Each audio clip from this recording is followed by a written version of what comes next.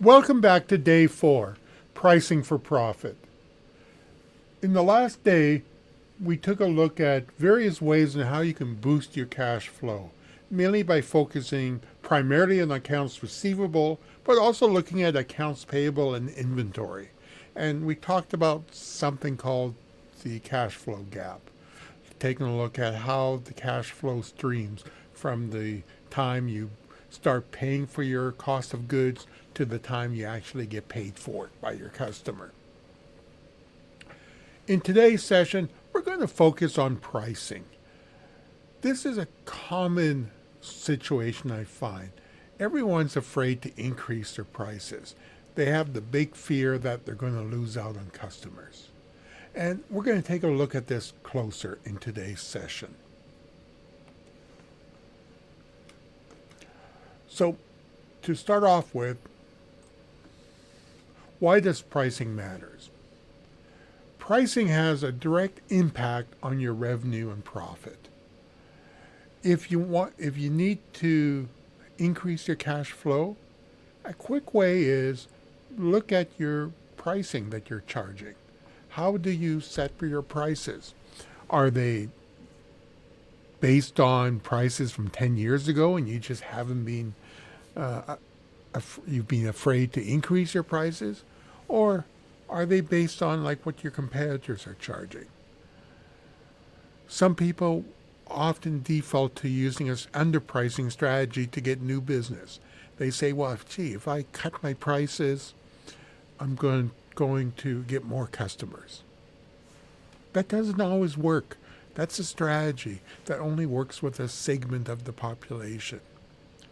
Because this is where, yes, there are people who may shop solely based on price, but there's also people who shop based on value. Basically, they look at the value of your services, and by offering low prices, they may actually get the impression that your services are not valuable and they may avoid you, even though you may have the best service at the lowest price. They look at the price as an indicator that your service isn't as good. So this is where it's not just a simple process. Also, in the last few years, we've had some major increases in inflation. So if there's a time to increase prices and justify it, it's now.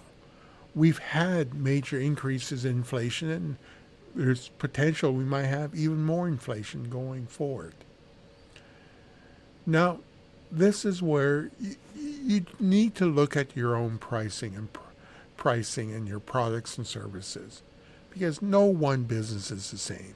You need to understand your customer and how they may react to price increases.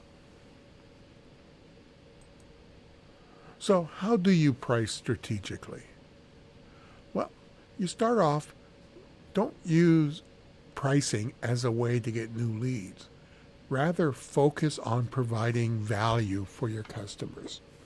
If you can provide good value for the price you're charging, you are going to get customers.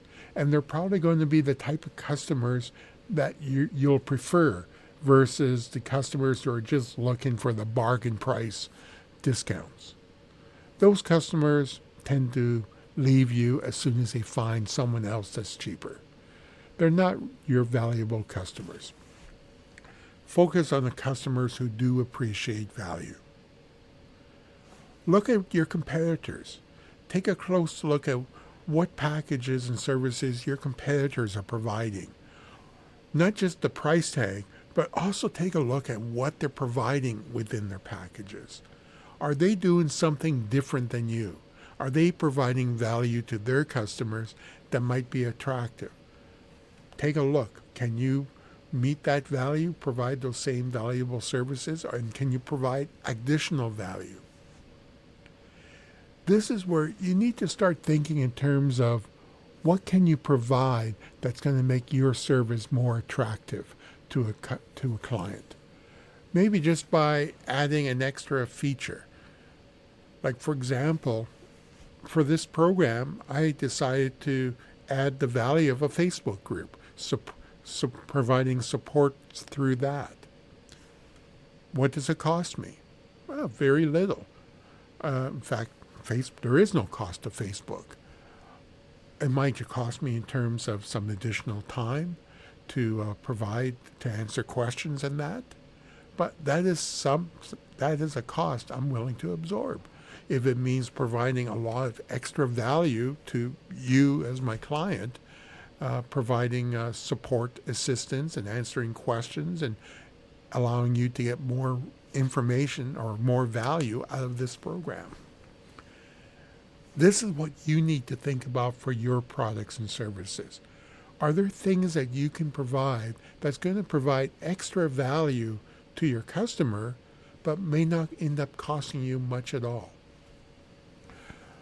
This is where, again, you also need to look at demand and supply and demand.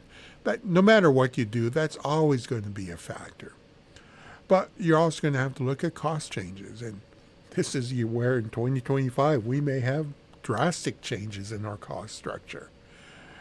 Seems like governments are talking more about tariffs and tariff wars. Depending on where you get your supplies from, this could have a tremendous impact on what your costing is. And you need to be aware of this and be aware you need to adjust your prices based on this. Now, the last thing I'm going to discuss about pricing is discounting or providing coupons.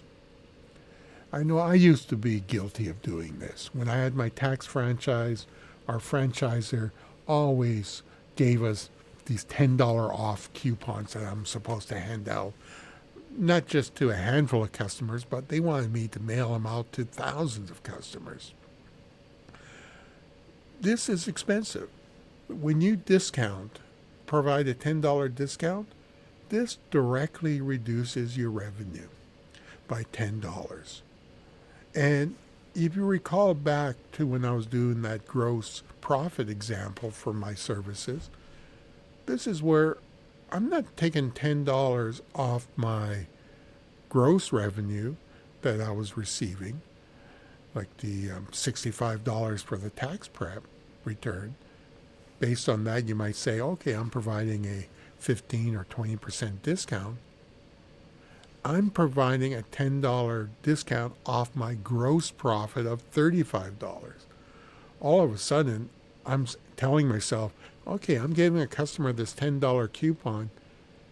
I'm only going to make a gross profit of $25 instead of $35. All of a sudden, that's where I'm basically throwing away over a third of my income just in the form of a coupon. Is it worth it?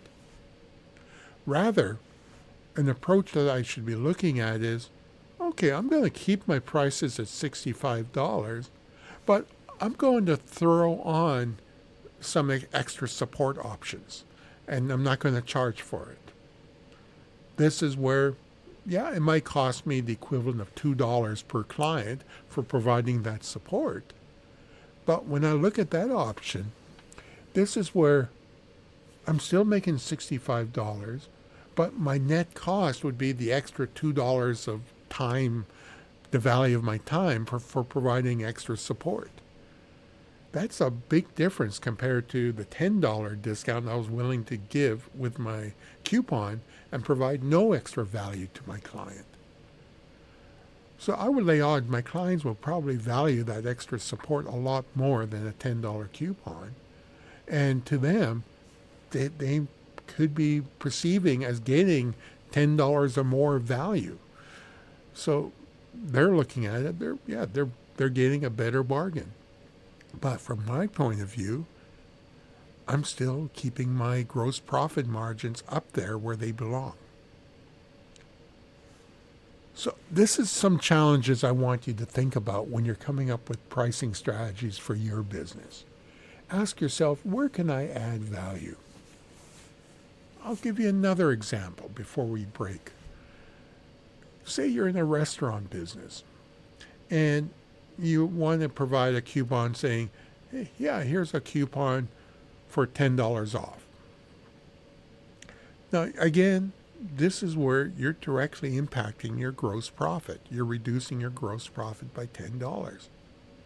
But what happens if we say, instead of giving a $10 off your meal, say, yeah, come in, I'm going to charge you regular full price for the meal, but I'm going to give you a $10 dessert for free as part of your meal.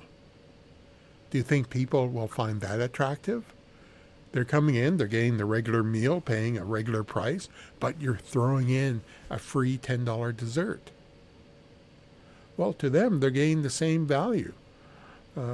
But to you, think about it. Does that dessert cost you $10? Odds are that dessert probably costs you $3 to $4. If that's the case, you're basically getting the same type of value offer to your client, but it's only costing you $3 instead of the $10 with a coupon.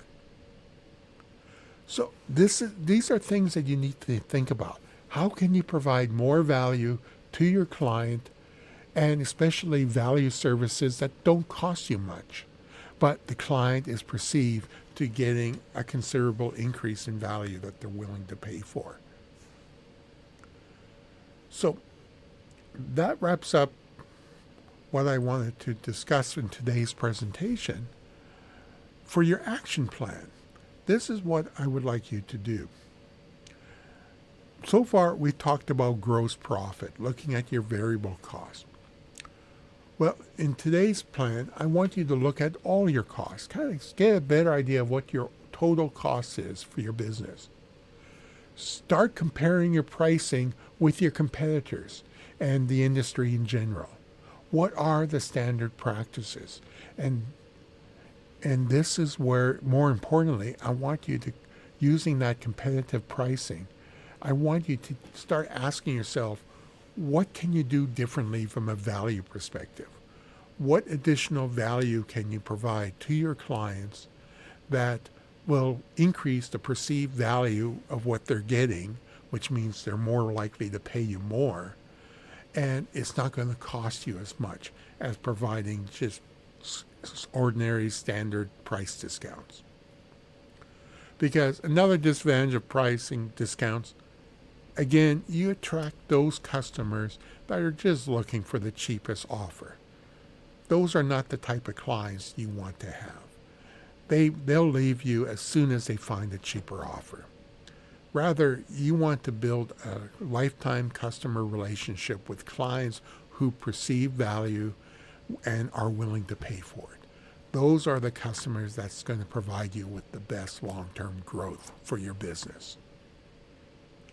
So, going to our spreadsheet, this is where today's worksheet, I just got a simple template for you to start listing what your other costs are.